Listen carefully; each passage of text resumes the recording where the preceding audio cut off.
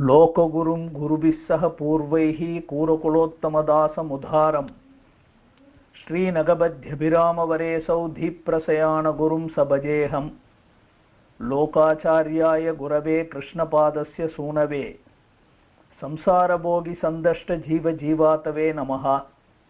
लोकाचार्यकृपापात्रं कौण्डिन्यकुलभूषणं समस्तात्मगुणावासं वन्दे कूरकुलोत्तमम्।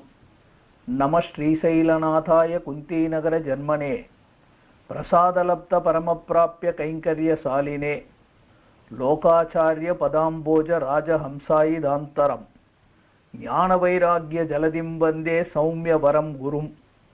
श्रीजिह्वा अधीसदासम् अमलम् अशेषशास्त्रवितं सुन्दरवरगुरुकरुणागन्दलितज्ञानमन्दिरं कलये। पुरुषकारवैभवञ्च साधनस्य गौरवं तदधिकारिकृत्यमस्य सद्गुरूपसेवनं हरिदयामहैदुकीं गुरोरुपायताञ्चयः वचनभूषणे अवदज्जगद्गुरुं तमाश्रये। साङ्क अखिलद्रविड संस्कृतरूपवेदसारार्थ सङ्ग्रहमहारसवाक्यजातं सर्वज्ञलोकगुरुनिर्मितम् आर्यभोग्यं वन्दे सता वचनभूषण दिव्यशास्त्रम्। आकण्ठ उत्कण्ठ वैकुण्ठप्रियाणां घण्टभूषणं कुरुणा जगदामुक्तं व्याप्तं वसनभूषणं। பேருதர்விக்குமவள் தன் பெருமை ஆறு பெருவான் முறை அவன் கூறு குருவை பணுவல் கொல்வதிலையாகிய குளிர்ந்த வருள்தான் மாறில் புகழ் நற்குருவின் வன்மையோடலாம் வசன பூடனமதில் தேரிட நமக்கருள் முடும்பை இறைவன் கடல்கள் சேரேன்மினே மனனே. திருமமாகள்தன் சீரருள் ஏற்றமும் திருமால் திருவடி சேர்வழி நன்மையும் அவ்வழி ஒழிந்தன அனைத்தின் புண்மையும் மெய்வழி ஊன்றிய மிக்கோர் பெருமையும் ஆரணம் வல்லவர் அமருணன் நெறியையும் நாரணன் தாழ்தரு நற்குரு நீதியும் சோதிவான் அருள் தூயமா குருவின் பாத மாமலர் பணிபவர் தன்மையும் தீதில் வானவர் தேவன் உயிர்களை ஏதுமின்றி எடுக்கும் படியையும் மன்னிய இன்பமும் மாகதியும் குரு எண்ணு நிலை பெருமின் முருள் தன்னையும் அசைவிலாத வேத மதமுள் அனைத்தையும் வசனபூடன வழியால் அருளிய மறையவர் சிகாமணி வன்புகழ் முடும்பை இறையவன் என்கோன் ஏறு உலகாரியன் தேன்மலர் சேவடி சிந்தை செய்பவர் மாநிலத் தின்பமெய்தி வாழ்பவரே. லோகாச்சாரிய கிருதே லோகஹிதே வச்சனபூஷணே தத்வார்த்த தர்சினோ லோகே தன்னிஷ்டாஸ்ஸ சுதுர்லபாஹ ஜகதாச்சாரிய ரசிதே ஸ்ரீமத் வச்சனபூஷணே தத்வஜானாஞ்ச தன்னிஷ்டாம் தேஹிநாத யதீந்திரமே. பிள்ளை லோகாச்சாரியார் திருவடிகளே சரணம். விசதமாக் சிகாமணிகளான பொய்யிலாத மணவாள மாமுனிகள் திருவடிகளே சரணம். நாம் இதுவரையில் பார்த்து கொண்டிருப்பது அவதாரிகை தான். அந்த அவதாரிகையிலே முதற்கண் நாம் பார்த்தது சம்சாரி ஜீவாத்மா ஒருவனுக்கு எம்பெருமானுடைய நிர்ஹேதுக கிருபா கடாட்சம் கிடைக்க அந்த நிர்ஹேதுக கிருபா கடாட்சம் அடியாக அந்த சம்சாரியானவன் மோட்சத்திலே இச்சை உடையவனாகிறான். என்னதான் அவன் மோட்சத்தில் இச்சை உடையவனாக இருந்தாலும் அவனுக்கு தத்துவஹித புருஷார்த்த ஞானம் இருந்தாலொழிய பேறு கிடைக்காது. அந்த தத்துவஹித புருஷார்த்தம் கிடைக்க வேண்டும் என்றால் சாஸ்திரங்கள் அனாதியானது, அதனால் தெரிந்து கொள்ள முடியவில்லை. இதிகாச புராணங்கள் மிகவும் குழப்பமாக இருப்பது தெரிந்து கொள்ள முடியவில்லை. பகவானே கொடுத்த ரகசிய திரயம் அதிலிருந்து தெரிந்து கொள்ளலாம்னு பார்த்தா ரொம்ப சுருக்கமாக இருக்குது. ஆனால் அதிகமான பொருள், துர்லபமான பொருள், கிடைக்கிறதுக்கு அரிதான பொருளாக இருக்கிறது. திவ்ய பிரபந்தங்களை கொண்டு அதிலிருந்து தெரிந்து கொள்ளலாம்னு பார்த்தா ஒன்று பெரியது, இன்னொன்று அதிலே எல்லா தேவதைகளை பற்றியும் சொல்லி இருக்கு, பலவிதமான கருத்துக்கள் இருக்கின்றன. இதுதான் அப்படின்னு நம்மால் நிலைநிறுத்த முடியவில்லை. அதனால ஆச்சாரியார்கள் இதனை உபதேசமாகவும் பிரபந்தமாகவும் அருளி செய்தார்கள். அவர்களுக்குள்ளே பிள்ளை லோகாச்சாரியார் ரகசிய கிரந்தங்களை மட்டுமே அருளி செய்தார். மேல அவருடைய சரித்திர பாகத்தை நேற்றைக்கு மணற்பாக்கத்து நம்பி மூலமாக எப்படி பேரருளாள பெருமாள் மற்றும் பெரிய பெருமாள் இருவருமாக சேர்ந்து இந்த ரகசிய கிரந்தங்களை கிரந்தமாக அவர் ரகசிய விஷயங்களை சொன்னதையெல்லாம் கிரந்தமாக எப்படி ஏடுபடுத்தி நமக்கு அது கிடைக்கிறது அப்படிங்கிற பெருமையை எல்லாம் நேற்றைக்கு பார்த்துட்டு அதற்கு அடுத்தபடியாக 6 பிரகரணங்களாக எப்படி பிரிந்திருக்கிறது அப்படிங்கிறத முதல்ல பார்த்தோம். இது என்ன சுவாமி ஆரம்பத்துல இருந்து திருப்பி திருப்பி 6 பிரகரணம் 9 பிரகரணம் 6 பிரகரணம் 9 பிரகரணம்னு தாண்ட மாட்டீங்களான்னா முதல்ல எதை பற்றி சொல்லுகிறதுன்னு நமக்கு நன்றாக புரிந்தால்தான் மேல சொல்ல வருகின்ற அர்த்தங்கள் தெளிவாக புரியும். இல்லைன்னா எங்கேயோ காட்டுக்குள்ள கண்ணு கட்டி விட்டா போல இருக்கும். அதனாலதான் இதை திரும்பவும் திரும்பவும் அதை நம்ம தெளிவுபடுத்திக் கொள்ளுகிறோம். நேற்றைக்கு 6 பிரகரணமாக பிரித்ததனுடைய பொருள், எதனால இது 6 பிரகரணமாக பிரிந்திருக்கிறது, அதுல என்ன அர்த்தங்களுக்காக அந்த 6 பிரகரணம் சொல்லப்படுகிறது அப்படின்னு முதல்ல சொன்னார். உங்க எல்லாருக்குமே இந்நேரம் இந்த 6 பிரகரணம் என்னங்கிறது ஓரளவுக்கு மனப்பாடம் ஆயிருக்கும். முதல் பிரகரணம் புருஷகார வைபவம், அடுத்த பிரகரணம் உபாய வைபவம், அடுத்த பிரகரணம் அதிகாரி நிஷ்டா பிரகரணம், அடுத்த பிரகரணம் சத்குருவுக்கு சதாச்சாரியனுக்கு சத் சிஷ்யன் செய்ய வேண்டியதான அனுவர்த்தன கிரமம், அடுத்தது பகவானுடைய நிர்ஹேதுக கிருபா விசேஷம், கடைசியில ஆச்சாரிய வைபவம் சரம பர்வ நிஷ்டை. இதுதான் 6 படிக்கட்டு. இந்த 6 படிக்கட்டை ஓரளவுக்கு உங்களுக்கு மனசுல நேற்றைக்கு கடைசியில கேள்விகள் எதுக்கு நான் சொல்லி இருந்தேன்னா, இந்த அவதாரிகையை கடந்துட்டோம்னா மேல மேல மேல வண்டி ஓடிக்கிட்டே இருக்கும். அதனால நிலைக்கு சந்தேகம் கேட்டப்போ சில அடியவர்கள் சுவாமி எங்களுக்கு இந்த 6வது படிக்கட்டு இவரும் இருக்கார் அவரும் இருக்கார், இது எங்களுக்கு புரியலையே அப்படின்னு சொல்லி இருந்தீர்கள். ஒரு சின்ன விளக்கம் வச்சுக்குவோம், அதை வச்சு பார்த்துக்குவோம். ஒரு உதாரணத்துக்கு உங்களுக்கு நம்ம கிட்ட ஒரு பிள்ளை இருக்கான், நம்ம பிள்ளைன்னு வச்சுக்கோங்க. நம்ம பிள்ளை இருக்கான், நம்ம பிள்ளைக்கு கஷ்டப்பட்டு நம்ம அந்த இடத்துல படி இந்த இடத்துல படி அது இதுன்னு சொல்லி +2ல அந்த பிள்ளை கடைசியில பார்த்தா சரியா மார்க் வாங்கலை. நான் ஏதோ செலவு பண்ணி பார்த்தேன், அந்த பிள்ளை ஆனா சரியா மார்க் வாங்கலை. 99.4 வாங்கும் 5 வாங்கோன்னு பார்த்தேன், அந்த பிள்ளை 45 தான் வாங்குச்சு. ஆனா எனக்கு ஆசை என் பிள்ளை உயர்ந்ததான பெரிய படிப்பு, பெரிய ஒரு பொறியியல் கல்லூரி இன்ஜினியரிங் காலேஜில் ரொம்ப பெரிய சீட் நல்லா படிக்கணும் அப்படின்னு என் பிள்ளைக்கு ஆசை, அவனை கொண்டு போய் சேர்க்கணும்னு. ஆனால் அவன் சரியா மார்க் வாங்கலை. அப்போ என்ன பண்ணுவேன், யாராவது ஒருத்தரை சிபாரிசு பிடிக்கிறேன். அந்த சிபாரிசு பிடிக்கிறவர் எப்படி இருக்கணும்னா, அவருக்கு என்னை பற்றியும் தெரியணும்.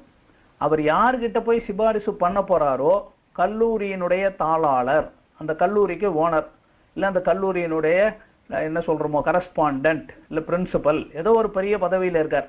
அவர்கிட்ட கொண்டு போய் இப்போ நம்மள இந்த 45 மார்க்னா நமக்கு குவாலிஃபிகேஷனே இல்லை, இந்த பிள்ளைக்கு உள்ள சேர்த்துக்குவாங்களா, சேர்த்துக்க மாட்டாங்க.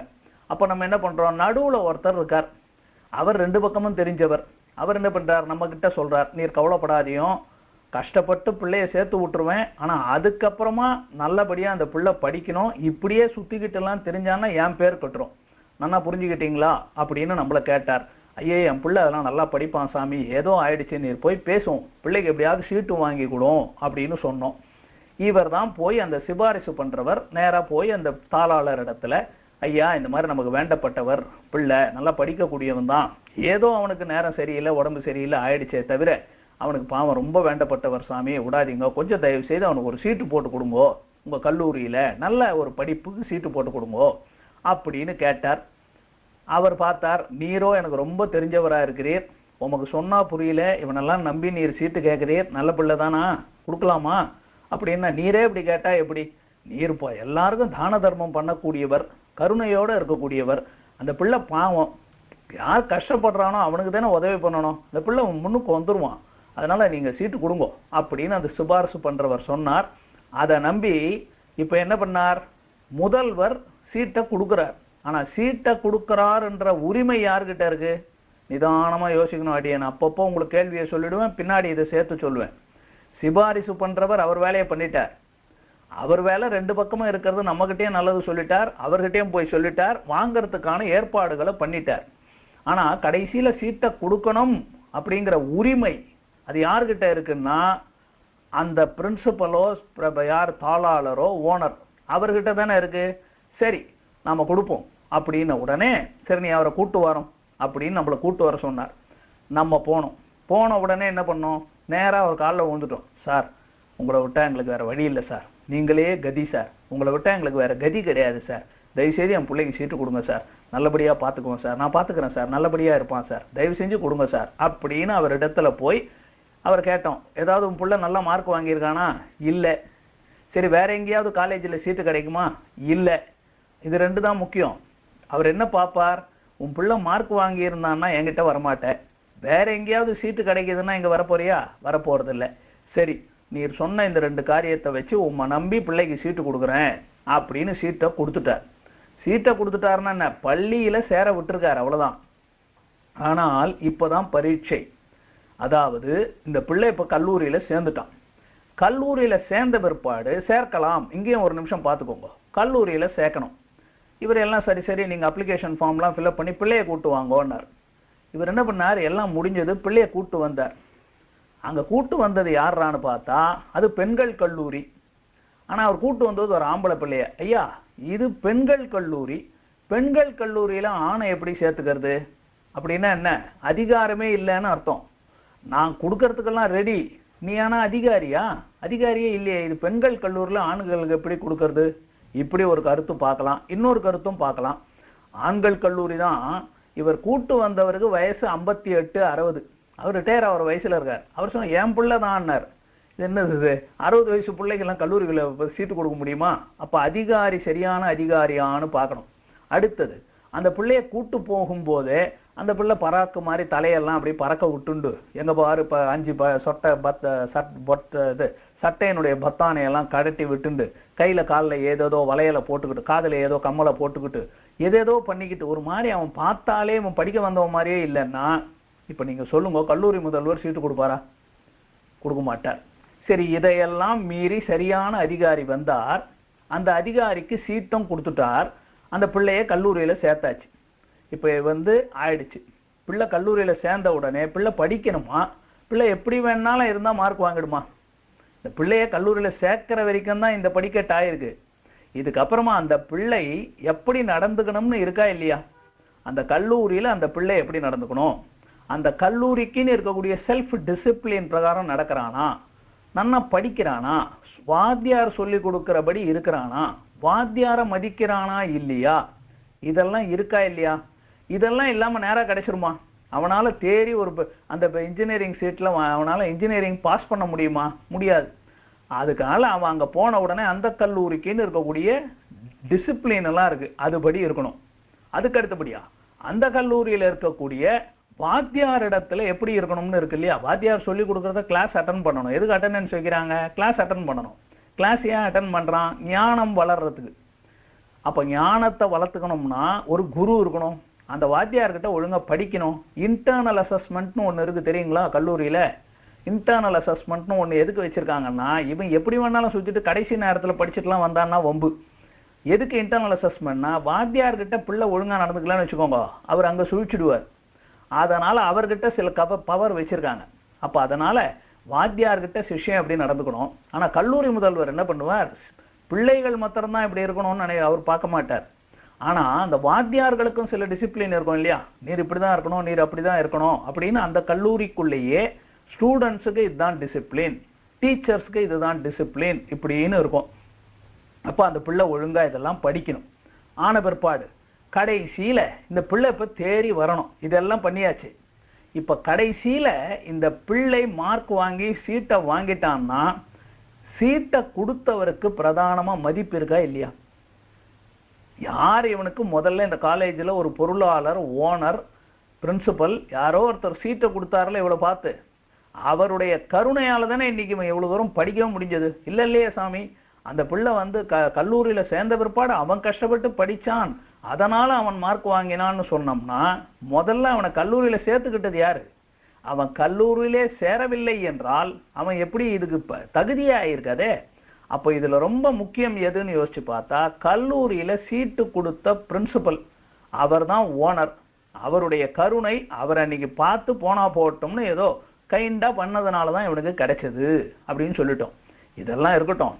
இந்த பிள்ளை கடைசியில இந்த வாத்தியார் என்ன பண்ணுவார், படிக்கிற காலத்திலே இந்த பிரின்சிபல் ஓனர் என்ன பண்றார், இவன் ஒழுங்கா இல்லைன்னு வச்சுக்கோங்க, காலேஜ் ஃபுல்லா சரியா கான்டாக்ட் இல்ல, இந்த பிள்ளை தப்பா படிக்கிறான், ரொம்ப அரட்டை அடிக்கிறான், ரொம்ப கட்ட அடிக்கிறான், காலேஜ் பெண்களை கிண்டல் பண்றான், என்னென்னவோ அவன் மேல கம்ப்ளைண்ட்னா, இப்ப டாக்டர் பாப்பார், ஓனர் பிரின்சிபல் கிட்ட கம்ப்ளைண்ட் போச்சுன்னு வச்சுக்கோங்க, பிரின்சிபல் என்ன பண்ணுவார், அவனை டிபார் பண்ணுன்னுவார். உனக்கு சீட்டு கழிச்சிட்டம்பா, நீ இந்த காலேஜுக்கு தேராத போ அப்படின்னு வெளியே தள்ளி விட்டாலும் விட்டுருவார். ஆனால் நல்லா படிச்சிருந்தான் அப்படின்னாக்கா சேர்த்துக்கிட்டாலும் சேர்த்துக்குவார். இது அவருடைய மூட பொறுத்து. ஆனா இவருக்கு இந்த ரிசல்ட்டை கொடுக்க போறது யார்? இது மாதிரி இந்த பிள்ளை கெட்டவன், இந்த பிள்ளை சரியா படிக்கல அப்படின்னு சொல்ல போறது யார்? வாத்தியார். இப்போ வாத்தியாருக்கு என்னன்னா, இந்த பிள்ளை வாத்தியார்கிட்ட நல்லபடியா இருக்கான். இவன் என்னவோ அவளை படிப்பு அது இது வரலனாலும் அந்த வாத்தியார்கிட்ட ரொம்ப நல்லவனா இருக்கான். அவரோட ஒழுங்கா முயற்சி பண்றான், படிக்க பார்க்கறான். அவனுக்கு படிப்பு வரலன்றது வேற, ட்ரை பண்றான். அந்த வாத்தியாருக்கு ரொம்ப பிடிக்குது, இவனை திருந்துறான், எல்லாம் இருக்கு. சக்தி இல்லை அவனுக்கு, பாவம், அவனுக்கு அது செய்யறதுக்கு சக்தி இல்லை, அவ்வளவுதான் அப்படின்னு வாத்தியார் பார்த்து என்ன பண்றார்? ஆனா வாத்தியாருக்கு இவன் மேல ஆசை, கருணை அதிகம்.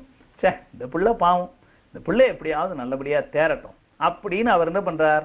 பிரின்சிபல் கிட்ட இந்த நெகட்டிவ் பாயிண்ட்ஸ் எல்லாம் சொல்லாம அவனுடைய பாசிட்டிவ் பாயிண்ட்ஸை சொல்லி, நம்ம பையன் சார், நம்ம பிள்ளை, நம்ம ஸ்டூடெண்ட் அப்படின்னு சொன்னா அந்த பிள்ளைக்கு நல்ல மார்க்ஸ் கிடைக்கும், அவன் தேறி வெளியில வந்துருவான். அப்ப அந்த வாத்தியாருடைய கனெக்ஷன் ரொம்ப முக்கியமா இல்லையா? இப்ப நான் சொன்ன ஸ்டோரிய எவ்வளவு தூரம் கேட்டிருக்கீங்கன்னு தெரியல, விடாம கேட்டாதான் இது புரியும். இது எப்பவுமே உதாரணமா சொல்றனே தவிர அப்படியே நீங்க எக்ஸாக்டாலாம் மேட்ச் பண்ணக்கூடாது. புரிய வைக்கிறதுக்காக தான் உதாரணம். புரியறதா? இப்போ ஒன்னொன்னா சொல்லிட்டு போலாமா? சரி, பிள்ளையார். பிள்ளையார்னா அவன் தான் போய் சரணாகதின்னு நிக்க போற ஒரு ஜீவாத்மா. அந்த ஜீவாத்மாவை கொண்டு போய் சிபாரிசு பண்ணி சேர்த்தது யார்? சிபாரிசு பண்ணி சேர்த்து விட்டது தான் மகாலட்சுமி தாயார். அப்ப கவனமா கேட்டுக்கோங்க, இந்த புருஷகாரம் அப்படின்னு பிராட்டி பண்றது, பகவான் உபாயமாக இருக்கிறான், அவன் உபாயமாக இருப்பதற்கு அருகில் கொண்டு சேர்க்கிறாள். அவ்வளவுதான் பிராட்டி செய்யற வேலை. பிராட்டியே கொடுக்க மாட்டாள், அவள் உபாயமா இருக்க மாட்டாள். பிராட்டி பகவானிடத்தில் கொண்டு போய் சேர்ப்பாள். எப்படி? இந்த பிள்ளைய சிபாரிசு பண்றவர் கொண்டு போய் சேர்த்தா மாதிரி. அதுதான் புருஷகார வைபவம். சேர்த்துட்டார். சரி, இப்ப அவர் என்ன பண்ணணும்? கடைசியில சீட்டை கொடுத்தது யார் அப்படின்னா, அந்த டாக்டர் வாத்தியார் தானே, பிரின்சிபல் தானே கொடுத்தார். அந்த பிரின்சிபல் எப்ப கொடுத்தார்? அவர் கொடுத்ததுக்கு காரணம், எதிரில் இருக்கிறவர்கிட்ட ரெண்டு முக்கியமா பார்த்தார். என் பிள்ளைகிட்ட நல்ல மார்க் இல்லை, இங்க விட்டா எனக்கு வேற யாரும் தெரியாது.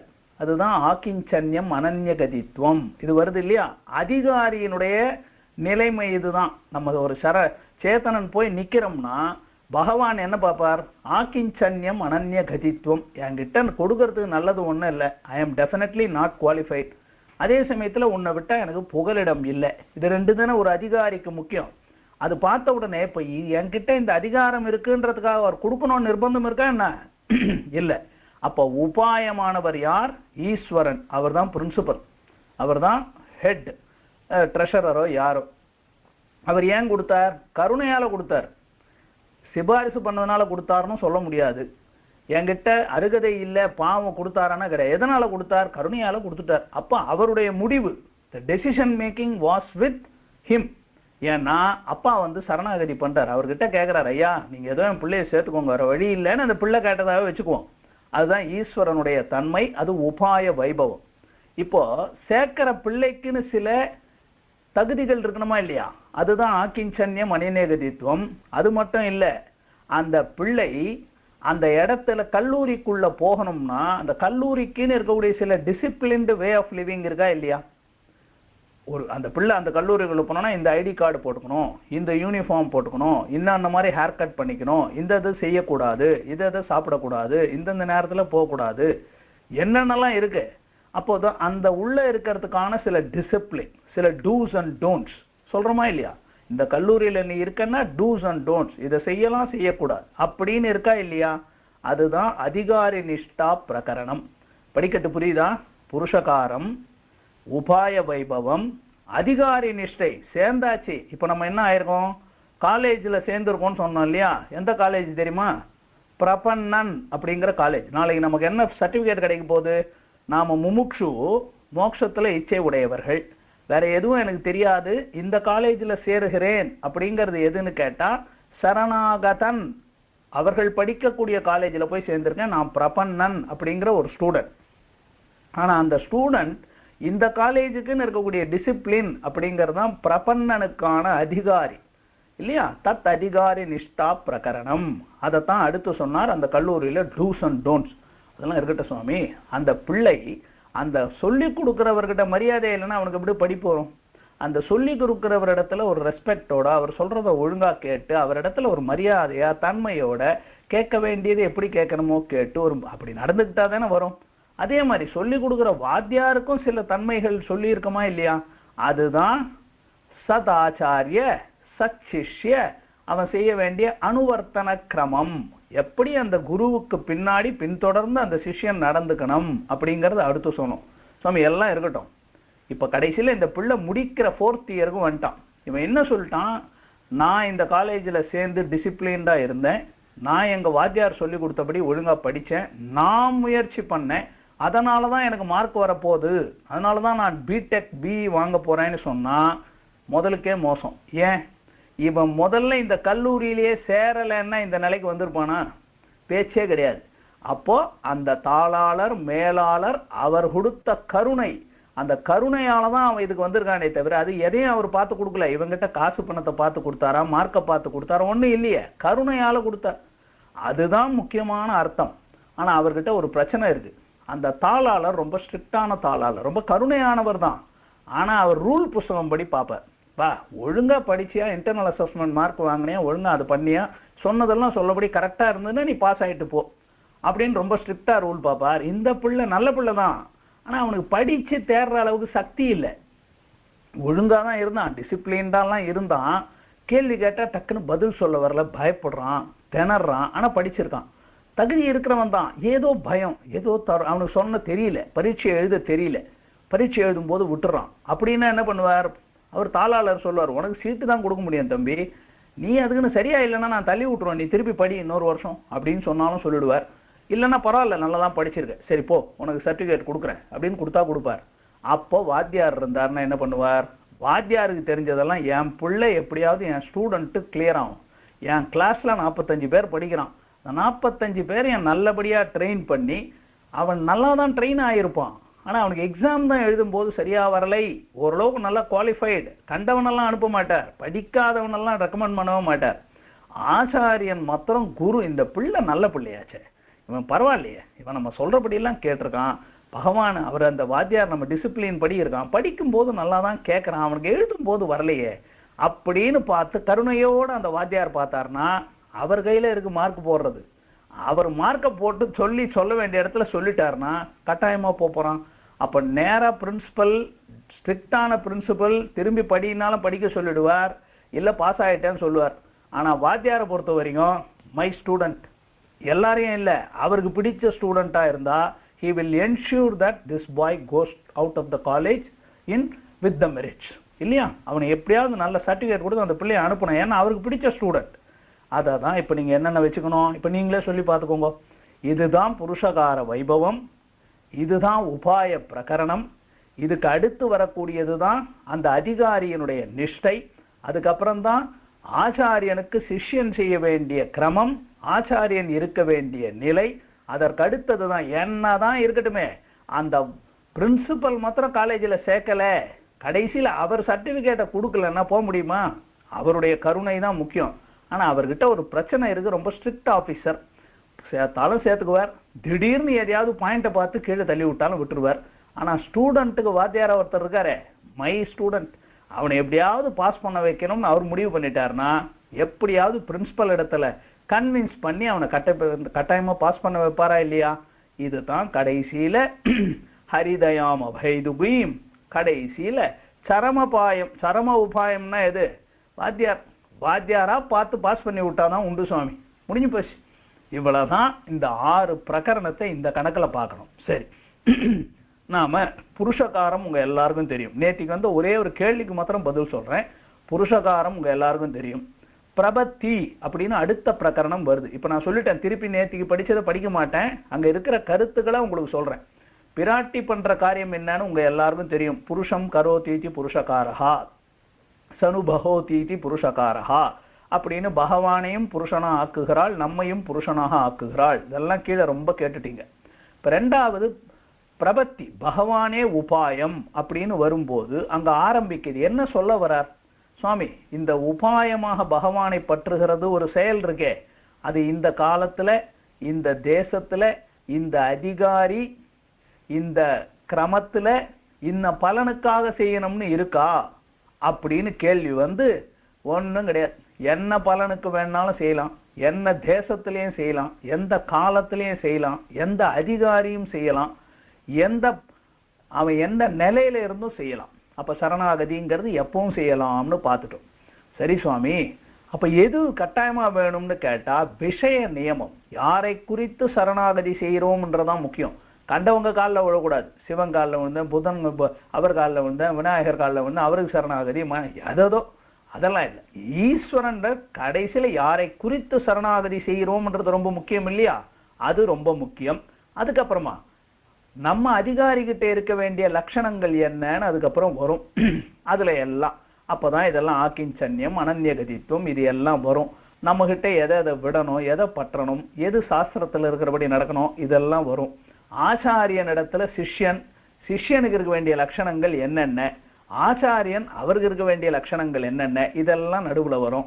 பகவானுடைய நிர்ஹேதுக கிருபையே நமக்கு மோட்சம் கிடைக்கிறதுக்கு உபாயம் அப்படிங்கிறது வரும்.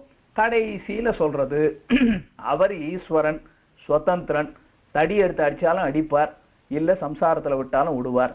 ஆனா ஆச்சாரியன் குரு இருக்காரே, அந்த குருவானவர் கட்டாயமாக மோட்சத்தை தான் கொடுப்பார் அப்படிங்கிறதை நேற்றைக்கு 6 பிரகரணமா பிரிச்சு பார்த்துட்டோம். அதை நான் திருப்பி வாசிக்க போறதில்ல, ஏன்னா நீங்க நன்னாவே கேட்டுட்டீங்க. இது 6 பிரகரணம்ன்றதை பார்த்துட்டோம். இப்ப அதையே 9 பிரகரணமா கொண்டு போறார். ஒரே ஒரு கேள்விக்கு பதில சொல்லிடுறேன். அந்த அம்மா கேட்டது, ஒரு அம்மா கேட்டாங்க, சுவாமி பெருமாள் இருக்கார், ஆச்சாரியன் பெருமாளை விட பெரியவரா, ஆச்சாரியன் வேற பெருமாள் வேறையா? இது பின்னாடி கடைசியில தெரிஞ்சுக்க வேண்டிய அர்த்தம் இருந்தாலும் இப்ப உதாரணத்துக்கு சொல்லிடுறேன். பெருமாள் வேறு ஆச்சாரியன் வேறுன்னு நீங்க பார்க்க கூடாது. ஏன்னா நீங்க ராமானுஜன் உற்றந்தாதி காலக்ஷேபமும் கேட்டுக்கிட்டு இருக்கீங்கன்னு நினைக்கிறேன். அதனாலதான் எல்லாம் கேட்கணும். அடியேன் ஏன் இந்த 2 தலைப்பு எடுத்தேன் தெரியுமா? அதுவும் பிரபன்ன காயத்ரி, நாம இப்ப படிக்கிற ஸ்ரீவச்சன பூஷணமும் பிரபன்னர்களுடைய அதிகாரியினுடைய பெருமைகள் அவன் எப்படி நடந்துக்கணும்னு சொல்லக்கூடியது. அதனாலதான் 2த்தையும் சேர்த்து சொல்றேன். அப்ப அதுல பல தடவை சொல்லியிருக்கேன். ஆச்சாரிய பரம் குருரேவ பரம் பிரம்ம பார்த்திருக்கோமா? குருவே பரபிரம்மம், குருவே தேவன், குருவே தெய்வத்தை போல மதிக்கத்தக்கவன் அப்படின்னு சொல்றோமா இல்லையா? ஆச்சாரியன் நம்ம சம்பிரதாயத்துல பெரியவர்கள், சம்பிரதாயம்னு மட்டும் இல்ல சாஸ்திரமும் அப்படிதான் சொல்லுது. குருரேவ பரம்பிரம்மன்னு சொல்றதுனால ஆச்சாரியன் சர்வம் ஜபேத், எப்பவும் ஆச்சாரியனை ஜபித்து கொண்டிரு, அவனுடைய புகழையே பேசுன்னு சொல்லுகிறதுன்னா தெய்வத்துக்கு இணையா சொல்லுது. எந்த தெய்வம்? ஸ்ரீமன் நாராயணன் 5 நிலைகள்ல இருக்காருன்னு பாக்குறோமா? பர, வியூக, விபவ, அந்தர்யாமி, அர்ச்சைன்னு அவர்கிட்ட இன்னொரு நிலை இருக்கு. அது என்னது? ஆச்சாரியன். அப்ப 6வது நிலைன்னா பகவானே தான் ஆச்சாரியனாக இருக்கிறான். அது எப்படி சுவாமி? பகவானுடைய திருவடி நிலைகள் அப்படிங்கறதுதான் ஆச்சாரியன். எம்பெருமானுடைய ஆகாரம், அவருக்குன்னு ஒரு ஆகாரம் இருக்கு இல்லையா? அவர் பரமபதத்துல அந்த ஆகாரத்துல இருப்பார், பார்க்கடல்ல அந்த ஆகாரத்துல இருப்பார், விபவத்துல அந்த ஆகாரத்துல இருப்பார், அர்ச்சையில அந்த ஆகாரத்துல இருப்பார், அந்தர்யாமியா அந்த ஆகாரத்துல இருப்பார். ஆச்சாரியனாக அந்த ஆகாரத்துல இருந்து அவர்தான் மோட்சத்துக்கு எல்லா காரணங்களையும் செய்து கொடுக்கிறார். அப்ப ஆச்சாரியன் என்பவர் பகவானுடைய திருவடி நிலைகளைப் போல ஈஸ்வரனுடைய 6வது நிலை அப்படிங்கிற கருத்தை ஓரமா மனசுல வச்சுக்கோங்க. நேத்திக்கு அந்தம்மா ஒரு கேள்வி கேட்டப்போ சரி, அவங்க மனசுல அந்த பதில் இல்லாம இருந்தா கேள்வி அப்படியே இருக்கும், மேல கேட்க விடாது. அதனால அதனுடைய மேலெழுந்த அர்த்தத்தை சொல்லியிருக்கேன். ஒண்ணு ஞாபகம் வச்சுக்கோங்க, இது பெரிய கிரந்தம். நீங்க இன்னும் 463 சூத்திரத்துல முதல் சூத்திரத்துக்கே போல. அழகா படிக்கட்டா ஏற ஏற கூடவே கைப்பிடிச்சு கூட்டு போறேன். அடி எனக்கு தெரிஞ்ச அளவு பாதையில கூட்டு போறேன், வாங்கோ அனுபவிப்போம். இப்படி 6 பிரகரணமாய் 6 அர்த்த பிரதிபாதகமாய் இருக்கும்னு நேற்று பார்த்துட்டோம். அதுல அழகா பகவத்கீதையோட ஒப்பு சொன்னார். பகவத்கீதையில ரொம்ப எளிமையான நீங்க புரிஞ்சுக்கலாம். பெருமாள் என்ன சொன்னார்? சாத்தியோபாயங்களை முதல்ல விதிச்சார், அதையெல்லாம் தள்ளிட்டு சித்தோபாயமாக என்னை பற்றுன்னு சொன்னார். இப்ப ஸ்ரீவச்சன பூஷணத்துல என்ன சொல்றார்? சித்தோபாயமான ஈஸ்வரனை பார்த்து அஞ்சினவனுக்கு, அதுதான் முக்கியமான வார்த்தை. அவரை விட்டுடுன்னு சொல்லவே இல்லை பாருங்க. ஈஸ்வரனுடைய சுவாதந்திரியம், அந்த எம்பெருமான் அவன் தான் சித்தோபாயம், அவன் தான் உபாயம், அவன் தான் கடைசியில கொடுக்க போறது அவன் தான். ஆனால் அவன்கிட்ட இருக்க சுவாதந்திரியத்தை பார்த்து பயந்தவனுக்கு பிரதம பர்வத்தை தள்ளி நீ அவரை விட்டுருப்பா நான் பாத்துக்கிறேன் அப்படின்னு வாத்தியார் செய்யற காரியம்தான் சரம பர்வ நிஷ்டை அப்படிங்கறத நேத்திக்கு பார்த்துட்டோம். இதுக்கப்புறம் 9 பிரகரணம் என்னன்னு பார்த்து கொஞ்சம் வேகமாக பார்ப்போம். இப்போ 9 பிரகரணமாய் 9 அர்த்த பிரதிபாதகமாய் இருக்கும் என்னவுமாம். சுவாமி என்ன திருப்பி ஆரம்பிச்சிட்டீங்களான்னா போயிடலாம், வேகமாவே பார்த்துடலாம். 6 பிரகரணம் 9 பிரகரணம் என்ற கணக்கு உங்களுக்கு நல்லா தெரிஞ்சு போச்சு. 1 5 6 அப்படியே வச்சுக்க போறீங்க. 2 3 4 மாத்திரம்தான் அப்படியே 6ஆக 3 பிரகரணம் 6 பிரகரணம் ஆயிருக்குன்னு கீழே பார்த்துருக்கீங்க. அப்படியே தொடர்ந்து பார்ப்போம். இப்போ 9 பிரகரணமா போனா ஒரு வரியிலேயே சொல்ல போறார். சரியா? இது 9 அர்த்த பிரதிபாதகம். சுவாமி இதை 9 பிரகரணமா பிரிச்சிங்கன்னா கீழே 6 பிரகரணமா பிரிச்சா 6 அர்த்தத்தை பார்த்தோம். இப்போ 9 பிரகரணமா பிரிச்சோம்னா அதுல 9 அர்த்தத்தை பார்க்கலாமா என்னன்னு மேலெழுந்த வாரியா பார்ப்போம். மேல் பிரபத்திக்கு என்று தொடங்கி பகவத் விஷய பிரவிற்த்தி சேரும் என்னும் அளவும் பூர்வ பிரகரண உக்த உபாய சேஷமாகையால் உபாய பிரகரணம் இதெல்லாம் அப்படியே பிரிக்கிறார். இப்போ 1-22 அப்படி மேல எழுதிட்டார் பாருங்க. அந்த பட்சத்திலும் பிரதம பிரகரணம் பூர்வவத்து அப்படின்னா என்னது? புருஷகார வைபவம் அப்படியே எடுத்துக்கோங்கன்ட்டார். 6 பிரகரணமா இருக்கும் போது புருஷகார வைபவம்னு 22 சூத்திரம்னு பார்த்தோமா, பூர்வவத்து முன்னாடி எப்படி பார்த்தோமோ அப்படியே வச்சுக்கோங்க அப்படின்னுட்டார். இப்ப 2வது பிரகரணம் எது? உபாய பிரகரணம். அது 2ஆ பிரிஞ்சிருக்குன்னு பார்த்தோமா இல்லையா? உபாய பிரகரணம் 9ஆ பார்க்கும்போது 2ஆ பிரியும். அது எப்படி 2ஆ பிரியுது அதை சொல்றாரு பாருங்க. மேல் பிரபத்திக்கு என்று தொடங்கி பகவத் விஷய பிரவிற்த்தி சேரும் என்னும் அளவும் பூர்வ பிரகரண உக்த உபாய சேஷமாகையால் கீழே புருஷகார வைபவத்தை சொல்லும் போதே பகவானும் உபாயம்னு வார்த்தை வந்துருச்சு. அதை விளக்கி சொல்றார். அங்க இருக்கக்கூடிய கருத்துக்களை எல்லாம் இன்னும் விசேஷம் அங்க விட்டு போனதையும் மேலே இருக்கக்கூடிய கருத்துக்களை அடித்து சொல்லுகிறபடியால் அது உபாய பிரகரணம். அப்ப 23ல இருந்து கீழே 79 சூத்திரம்னு பார்த்தோம். இப்ப 114 சூத்திரம் வரைக்கும் அது உபாய பிரகரணம் அப்படின்னு சொல்ல போறார். அதுல பிராபகாந்தர பரித்தியாகத்துக்கு என்று தொடங்கி ஆகையாலே சுபரூபமாயிருக்கும் என்னும் அளவும் உபாயாந்தர தோஷ பிரகரணம். உபாய வைபவத்தை 2ஆ பிரிச்சார். உபாயமான சித்தோபாயமான பகவானுடைய பெருமை அது 23ல இருந்து 114. ஆனா பகவானை தவிர கர்மயோகம், ஞான யோகம், பக்தி யோகம் இதெல்லாம் உபாயாந்தரங்கள் இல்லையா? அதனுடைய தாழ்ச்சி, அதனுடைய தோஷத்தை 115ல இருந்து 141ல சொல்லிட்டார். அதுல ஒரு விஷயத்தை கூட சேர்த்து சொல்றார். இப்பிரகரணத்தில் பிரபத்யுபாய வைலட்சண்ய கதனம் பிராசங்கிகம். இந்த 115ல இருந்து 141 சூத்திரத்துக்குள்ள நடுவுல திரும்பவும் கொஞ்சம் பிரபத்தி உபாயத்தை பத்தி சொல்றார், அதனுடைய பெருமையை. அது வாயில வந்துடுச்சு சுவாமி, அது பிராசங்கிகம், அது ரொம்ப எடுத்துக்காதீங்க அப்படின்னு விட்டுட்டார். அப்புறம் இவன் அவனை பெற நினைக்கும் போது என்று தொடங்கி இடைச்சியாய் பெற்று விடுதல் செய்யும்படியாய் இருக்கும் என்னும் அளவும். இப்போ அதிகாரி நிஷ்டா பிரகரணத்தை 2ஆ பிரிச்சிருக்கோம். ஞாபகம் இருக்கா? 6 பிரகரணத்தை 9ஆ பண்ணும்போது அந்த அதிகாரி நிஷ்டா பிரகரணம் 2ஆ பிரியும். அப்படின்னா எது? சித்தோபாய நிஷ்டனுடைய வைபவம் அப்படின்னா சரணாகதனுடைய வைபவம். இன்னொன்னு என்னது? அவன் தினமும் செய்ய வேண்டியது. அது 2ஆ பிரிச்சுட்டார். கீழே அதிகாரி பிரபன்ன அதிகாரின்னு 1ஆ பார்த்தோம். இப்ப 2ஆ பிரிக்கிறார். சித்தோபாய நிஷ்டருடைய வைபவ பிரகரணம் அப்படின்னா சரணாகதனுடைய வைபவம். அத ஒரு பக்கமா 142ல இருந்து 242வது சூத்திரம். அதுக்கப்புறம் இப்படி சர்வ பிரகாரத்தாலும் என்று தொடங்கி உபேய விரோதிகளுமாய் இருக்கும் என்னும் அளவும் பிரபன்ன தினச்சரியா பிரகரணம். இது 2ம் 1ஆ இருந்தது 6 பிரகரணத்துல. இங்க எப்படி பிரிஞ்சிருச்சு? முதல்ல பிரபன்னனுடைய பெருமையை சொல்லிட்டார். பெருமையை சொன்னா மாத்திரம் பத்தாது, அவன் எப்படி நடந்துக்கணும்னு இருக்கா இல்லையா? அவன் எப்படி நடந்து கொள்ள வேண்டும் என்ற தினச்சரியையை மேலே 243ல இருந்து 307 வரைக்கும் சொன்னார். அதுக்கப்புறம் தான் ஹிதோபதேசம் பண்ணும் போது என்று தொடங்கி சேதனனுடைய ருச்சியாலே வருகையாலே என்னும் அளவும். இது என்னது? அடுத்தது குருவுக்கு சிஷ்யன் செய்ய வேண்டிய அனுவர்த்தன கிரமம், சேவை. அதுதானே அங்க பார்த்தோம். அது 2ஆ பிரியுது. அது என்னவா 2ஆ பிரியுது? ஆச்சாரிய லட்சணம் என்ன, சிஷ்ய லட்சணம் என்னன்னு 2ஆ பிரியுது. கீழே 1ஆ இருந்தது. 6 பிரகரணம் பார்க்கும்போது 1ஆ இருந்தது. இப்ப 2ஆ பிரியுது.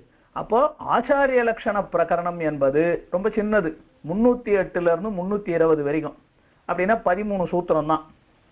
ஆனால் அதுக்கு மேல அதுக்கப்புறமா சிஷ்யன் என்பது என்று தொடங்கி உபகார ஸ்மிருதியும் நடக்க வேணும் என்னும் அளவும் சச்சிஷ்ய லட்சண பிரகரணம். அதுக்கப்புறம் 321 இருந்து 365 வரைக்கும் நல்ல சிஷ்யன், நல்ல ஆச்சாரியன் யார் அதை கீழே சொல்லிட்டார். நல்ல சிஷ்யன் யார் அப்படிங்கிறத சொல்லிட்டார். இதெல்லாம் என்னது? ஆச்சாரியனுக்கு சிஷ்யன் செய்ய வேண்டிய கைங்கரியங்கள் அப்படின்னு 6 பிரகரணத்துல பார்த்ததை 2ஆ பிரிச்சுட்டார். நல்ல ஆச்சாரியனுடைய லட்சணம், நல்ல சிஷ்யனுடைய லட்சணம் அப்படின்னு பார்த்துட்டார். அதுக்கப்புறம் ஸ்வதோஷ அனுசந்தானம் என்று தொடங்கி அதுக்கப்புறம் எல்லாம் சேம். இப்ப நடுவுல நம்ம பிரிவு பார்த்தது எது? உபாய பிரகரணத்துல பார்த்தோம், அதிகாரி நிஷ்டா பிரகரணத்துல பார்த்துட்டோம், சதாச்சாரியனுக்கு சத்சிஷ்யன் செய்ய வேண்டிய அனுவர்த்தன கிரமம் அதை தான் 2 பிரிஞ்சிருக்குன்னு விளக்கமா பார்த்துட்டோம். கடைசியில இருக்கிற 2 எது? 5, 6, அது அப்படியே 8, 9. பகவன் நிர்ஹேதுக விஷயீகார பிரகரணம், ஸ்வதந்திரனை என்று தொடங்கி மேலடங்க சரம பிராபிய பிராபக பிரகரணம். அவ்வளவுதான். அப்போ நடுவுல 2, 3, 4 மொத்தம் எப்படி 2 பிரிந்திருக்கிறது, என்னவா பிரிஞ்சிருக்கு அப்படின்னு சொல்லியிருக்கார். இதை கீழையும் பார்த்திருக்கோம். இவ்விரண்டு கர்மத்தையும் பற்றவிரே இந்த மாதிரி 2 விதமாக இதை பிரிக்கிறோம் இல்லையா? அதனாலதான் 2 தனியன் எப்பொழுதும் சேவிக்கிறோம். பேரு தருவிக்கும் அவள் தன் பெருமை அப்படின்னு 1 6 பிரகரணமா பார்த்தா, திருமகள் தன் அப்படின்னு 2வது சூத்திரம் அது 9 பிரகரணமா பாருது. இந்த மாதிரி 2ஆக பிரிக்கிறதுனாலதான் 2 தனியன்கள் 2ம் அவதரித்தது. ஆகையாலே 2 பிரகாரமும் அனுசந்திக்க குறையில்லை. அதனால 6 பிரகரணமாவும் பார்க்கணும், 9 பிரகரணமாவும் பார்க்கணும், இதுல குறையில்லை. இப்ப 6 பிரபந்தம் 9 பிரகரணம் 6 பிரகரணம்னு பார்த்துட்டோம். இப்ப அடுத்து கொஞ்ச நேரம் நான் நிமிர்ந்து உட்காருங்கோ, ஒன்னும் பயப்படாதீங்க, கேட்ட விஷயங்கள் தான் என்னன்னு சொல்லிட்டு சொல்றேன். அடுத்தது என்ன சொல்ல போறார்? துவயமகா மந்திரம் தான் ஸ்ரீவச்சன பூஷணம் துவயமகா மந்திரத்தை விளக்குகிறது அப்படிங்கிறார். ஆனா எப்படி சொல்றாருன்னா நேரா அதுக்கு போல. மணவாள மாமணிகள் என்ன சொல்றார்? இந்த பிரபந்தம் திருவாய்மொழியை போலேன்னு முதல்ல சொல்றார். அந்த திருவாய்மொழியை போலேன்னு ஏன் சுவாமி சொன்னீங்கன்னா, திருவாய்மொழி துவய விவரணம். இப்ப எப்படி வச்சுக்கிறீங்களா? வேணும்னா எழுதிக்கோங்க. எப்படி திருவாய்மொழி துவயத்துக்கு விவரணமாய் இருக்குமோ அதுபோல இந்த பிரபந்தமும் தீர்க்க சரணாகதியான துவயத்துக்கு விவரணமாய் இருக்கும். எழுதிட்டீங்களா? அதான் அர்த்தம் சொல்ல போறார். எப்படி சாரசங்கிரகம் தானே படிச்சோம், 10 பத்துக்களாலும் துவயமகா மந்திரத்தின் 10 பதங்களினுடைய அர்த்தத்தை பிரதிபாதிக்கிறதுன்னு பார்த்தோம். அப்ப தீர்க்க சரணாகதி துவயார்த்தம் பிரதிபாதகம் அப்படின்னு கீழே பார்த்திருக்கோம். அப்போ திருவாய்மொழி என்பது தீர்க்க சரணாகதியான துவயமகா மந்திரத்துக்கு விவரணமா இருக்கும். ஸ்ரீவசன பூஷணமும் அதே போலே அப்படின்னு சொல்லிட்டார். அதுக்கப்புறம் இது நம்ம கீழே பார்த்திருக்கோம். நம்பிள்ளையினுடைய ஈடு காலக்ஷேபத்துல 2ஆம் ஸ்ரீயப்பதி படி அதுல சொல்லக்கூடியது. அதுல என்ன சொல்றார்? துவயமந்திரம் அதனுடைய விவரணம் தான் திருவாய்மொழின்னு சொல்ற இடம். சாரசங்கிரகத்துல தொடக்கத்துல பார்த்தோம், திரும்ப திரும்ப சொல்ல போறதில்ல, நிதானமா கேட்டுக்கோங்க. முதல் 3, முதல் 10, 2ஆம் 10, 3ஆம் 10. 3ஆம் 10ல என்ன பார்த்திருக்கோம்? ஒழிவில் காலம் எல்லாம் உடனாய் மன்னி அப்படின்னா என்னது? கைங்கரிய பிரார்த்தனை. அப்படின்னா எது? ஸ்ரீமதே ராம் நாராயணாய நமஹா. அப்போ திருவாய்மொழியினுடைய முதல் 3 10 2வது வரி அதாவது உத்தரகண்ட அர்த்தத்தை சொல்லுகிறது அப்படின்னு ஞாபகம் வச்சுக்கணும் இல்லையா? அப்ப பின்னாடி இருக்கக்கூடியதை சொல்றது. அப்ப உத்தரகண்ட அர்த்தம்னா ஸ்ரீமதே நாராயணாய நமஹான்ற அர்த்தத்தை திருவாய்மொழியின் முதல் 3 10கள் சொல்லும். அதுக்கப்புறம் 4, 5, 6 6ஆம் திருவாய்மொழி 6ஆம் 10ல தான் அகலகில்லேன் இறையும் என்று அலர்மேல் மங்கை உரை மார்பான்னு பார்த்தோமா? அப்போ அதுதான் ஸ்ரீமன் நாராயண சரணோசரணம் பிரபத்தியே என்ற பூர்வகண்டம் அப்படின்னா முதல் வரி ஆச்சா. அப்ப ஸ்ரீமதே நாராயணாய நமஹா இஸ் ஈக்குவல் டு திருவாய்மொழி முதல் 3 10. ஸ்ரீமன் நாராயண சரணோசரணம் பிரபத்தியே அப்படிங்கிறது திருவாய்மொழியின் 4ஆம் 10லிருந்து 6ஆம் 10 வரையில இருக்கக்கூடிய 3 10கள். சுவாமி மீதி 4 இதை விளக்குது. 6ஆம் 10ஓட துவயத்தினுடைய விளக்கம் முடிஞ்சு போச்சு. ஆனா 7, 8, 9, 10 இதனால என்ன சொல்லுதுன்னா துவயத்தினுடைய பெருமை, அதனுடைய சம்பந்தத்தினுடைய பெருமையை மீதி 4 10ல சொல்றாராம். அது என்ன, அதை படிக்கலாம். இப்போ இது மனசுல வச்சுக்கிட்டீங்களா? இப்போ முதல்ல திருவாய்மொழி துவய பிரதிபாதகம் அப்படின்னு இந்த இடத்துல நம்பிள்ளை ஈடுல எப்படி சொல்லியிருக்காரோ அது எப்படி சொல்லியிருக்காருன்னு பார்ப்போம். எங்கனே எண்ணில் திருவாய்மொழியில் முதல் 3 பத்தாலே உத்தரகண்டார்த்தத்தையும், எல்லாருக்கும் தெரிஞ்சது முதல் 3 பத்துக்கள் உத்தரகண்டார்த்தம்னா ஸ்ரீமதே நாராயணாய நமஹா. மேல் 3 பத்தாலே பூர்வகண்டார்த்தத்தையும் சொல்லி, அப்படின்னா கடைசியில வரக்கூடிய உலகமுண்ட பெருவாயா அப்படிங்கிற 4, 5, 6ஆம் பத்து வரையில ஸ்ரீமன் நாராயண சரணோசரணம் பிரபத்தியே. அதுக்கப்புறம் மேல் 4 பத்தாலும் இப்ப நீங்க எண்ணிக்கையை மாத்திரம் போட்டுக்கணும். மீதி இருக்கிறது 7ஆம் பத்து, 8ஆம் பத்து, 9ஆம் பத்து, 10ஆம் பத்து. 7ஆம் பத்தால என்ன சொல்றார்? அவ்வுபாய உபயோகியான குணங்களையும், இதுதான் கீழே பல தடவை பத்திருக்குமே, பகவானிடத்தில் இருக்கக்கூடிய ஆசிரியன சௌகரிய ஆபாதக குணங்கள் ஞாபகம் இருக்கா? எம்பெருமானே உபாயம் அப்படிங்கிறதுக்கு உபயோகமாகிற குணங்கள் அது 7ஆம் பத்துல. ஆத்மீயங்களில் தமக்கு நசையற்றபடியையும், பகவானை பற்றுகிறோம்னா ரொம்ப முக்கியம் எது? இதர விஷயங்கள்ல விரக்தி ஏற்படணும். ஆத்மீயங்கள், ஆத்மாவோடு சம்பந்தப்பட்ட சரீரம் மற்றது எல்லாத்துல தனக்கு விருப்பம் இல்லை, பகவானிடத்திலே விருப்பம் அப்படிங்கிறத 8ஆம் பத்துல சொல்லிட்டார். அவனோடு தமக்குண்டான நிருபாதிக பந்தத்தையும், பகவானுக்கும் பிரபன்னனான தனக்கும் இருக்கக்கூடிய இயற்கையான உறவு, இதை முழுக்க 9ஆம் பத்துல சொல்லிட்டார். தாம் பிரார்த்தித்தபடியே பெற்றபடியையும் பிரதிபாதிக்கையாலே கடைசியில 10ஆம் பத்தாலே என்ன ஆசைப்பட்டமோ அவா வரச்சூழ் அரியை அயனை அரணை அலற்றி அவாவற்று வீடு பெற்ற. இப்ப 4 தானே சொல்றோம். அப்ப 7, 8, 9, 10ஆல என்னென்ன சொன்னார்? முதல்ல எம்பெருமானிடத்துல அவன் உபாயமாக இருப்பதற்கு ஏற்ற குணங்களை சொன்னார் 7ஆம் பத்துல. தனக்கு இதர விஷயங்கள்ல நசையற்று போனதை 8ஆம் பத்துல சொன்னார். எம்பெருமானுக்கும் தனக்கும் இருக்கக்கூடிய நிருபாதிக பந்தத்தை 9ஆம் பத்துல சொன்னார். கடைசியில ஆசைப்பட்டபடியே தனக்கு பேரு கிடைச்சது அப்படிங்கறத 10ஆம் பத்துல சொல்லிட்டார். அப்ப என்ன ஆயிடுச்சு? ததனுரூப அர்த்தங்களை சொல்லி தலை கட்டினா போலே அப்படி கோடு போட்டார். இப்ப நீங்க கவனமா கேட்கணும். திருவாய்மொழியில எப்படி இருக்கு? இந்த இடத்த மாத்திரம் கவனம் எடுத்துக்கோங்க. சார சங்கிரகத்தை இப்ப மறந்துருங்க, அது வேற விதமான கோட்பாடு. இப்ப இங்க எப்படி ஞாபகம் வச்சுக்கணும்னா, அப்ப திருவாய்மொழியில எப்படி சொன்னார்? முதல் 3 2வது வரி, அடுத்த 3 முதல் வரி, மீதி 4 10 விளக்கமாக வேற விஷயங்களை சொல்லுகிறது. அப்ப 10 10மே அப்படியே துவயமகா மந்திரத்தை சொல்லல. 6 10 வரையில தான் துவயமகா மந்திரத்தை சொல்லி அதனுடைய பெருமை, அதுல இருக்கக்கூடிய சாரார்த்தங்களை எல்லாம் விளக்கும்படியாக மேல 4 10 சொல்லியிருக்கான். அதே போல ஸ்ரீவச்சன பூஷணத்திலையும் இப்ப 6 பிரகரணமா பாத்தீங்கன்னாக்கா, புருஷகார வைபவம், உபாய வைபவம், ததிகாரி கிருத்தியம், இந்த 3 தான் பிரதானமா செய்ய வேண்டிய பகவானே உபாயம்னு சொல்ற சரணாகதி. அப்ப மற்றதெல்லாம் எங்க சுவாமின்னா, அதுக்குள்ளேயே ஸ்ரீமதே நாராயணாய நமஹா இருக்கு. மீதி 3 பிரகரணங்கள் இருக்கு பாருங்க, இதனுடைய விளக்கம். எப்படி திருவாய்மொழியில 6 10ல துவய பிரகரணத்தை சொல்லியாச்சு, ஆனா 7 8 9 10ன்றது ஃபர்தர் எக்ஸ்பிளனேஷன், இன்னை விட இதுல இருக்கக்கூடிய இன்னும் பெருமைகளை சொன்னார்னோ. அதே போல இங்கேயும் முதல் 3 உங்களுக்கே தெரியும். புருஷகார வைபவம் ஸ்ரீமன்னு, உபாய வைபவம் நாராயண சரணவ், அதிகாரி வைபவம் அதாவது அதிகாரி லட்சணம், அதுதான் சரணம் பிரபத்தியே. 3 எழுதிக்கோங்க.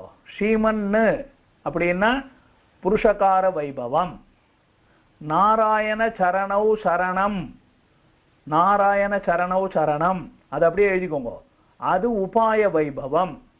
பிரபத்தியே அதுதான் அதிகாரி நிஷ்டா பிரகரணம். முடிஞ்சு போச்சு. முதல் 3 பிரகரணத்திலேயே திருவாய்மொழியினுடைய முதல் வரி முழுக்க சொல்லியாச்சு. சுவாமி ஸ்ரீமதே நாராயணாய நமஹா எங்க இருக்குன்னு கேட்டா, அந்த பிரபத்தியேன்னு சொல்றாரே, அந்த அதிகாரி நிஷ்டையிலேயே பகவானிடத்துல கைங்கரிய பிரார்த்தனை செய்யணும் அப்படிங்கறது அதிலேயே விளக்கி சொல்லிட்டார். அப்ப அதனால இந்த முதல் 3 பிரகரணத்துல துவயமகா மந்திரத்தினுடைய அர்த்தங்கள் சொல்லப்பட்டு விட்டது. நல்லா கவனமா கேட்டுக்கோங்க, அப்பதான் உங்களுக்கு படிச்சாலே புரியும். ஸ்ரீமன்னுனாக்கா புருஷகார வைபவம், நாராயண சரணவ் சரணம் அப்படின்னா உபாய வைபவம், பிரபத்யே அப்படின்னா அதிகாரி நிஷ்டா பிரகரணம். அதுக்கு அடுத்தபடியா அந்த அதிகாரி நிஷ்டைன்னு சொல்லும் பொழுதே அதுல என்னென்னலாம் வந்துடுச்சு? கைங்கரிய பிரார்த்தனை, தன்னானந்தத்திற்காக அல்ல, பிராட்டியோடு சேர்ந்த கைங்கரியம், இது எல்லாம் அந்த அதிகாரி நிஷ்டைக்குள்ள சொல்லியாச்சு. அப்போ கிட்டத்தட்ட முதல் 3 பிரகரணத்திலேயே துவயமகா மந்திரத்துல சொல்ல வேண்டிய முக்கிய கருத்துக்களை சொல்லிட்டார் சுவாமி. அதுக்கு மேல 4, 5, 6 பிரகரணம் இருக்கே, அதுல என்ன சொல்லியிருக்கார்? அது என்னன்னு படிச்சுட்டு சொல்றேன், அதை மாத்திரம் பார்த்துக்கோங்க. நிதானமா கேளுங்கோ. ஒரு தடவை நீங்களும் நோட்ஸ் எழுதிக்கோங்க. இது ஸ்ரீவச்சன பூஷணம். இது யாரும் வெளியில போறவங்களுக்குலாம் சொல்ற விஷயம் இல்லை. அப்படி இருக்கிறவங்க கேட்கவும் முடியாது. ஏன்னா இதை நம்ம சொல்றதே பஞ்சசம்ஸ்காரமாகி கொஞ்சம் காலக்ஷேபங்கள் கேட்டவங்களுக்கு தான் சொல்லி கொண்டிருக்கிறோம்.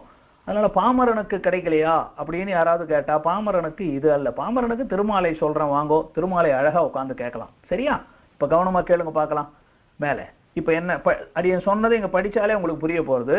அந்த தலைக்கட்டினா போலே இதிலும் பிரதமத்திலே புருஷகாரத்தையும் அனந்தரம் உபாயத்தையும் அனந்தரும் ஏதத் உபாய அதிகாரி நிஷ்டையையும் சொல்லுகையாலே பூர்வ கண்டார்த்தத்தையும், உங்களுக்கு நான் இது என்னன்னு சொல்லிட்டேன்.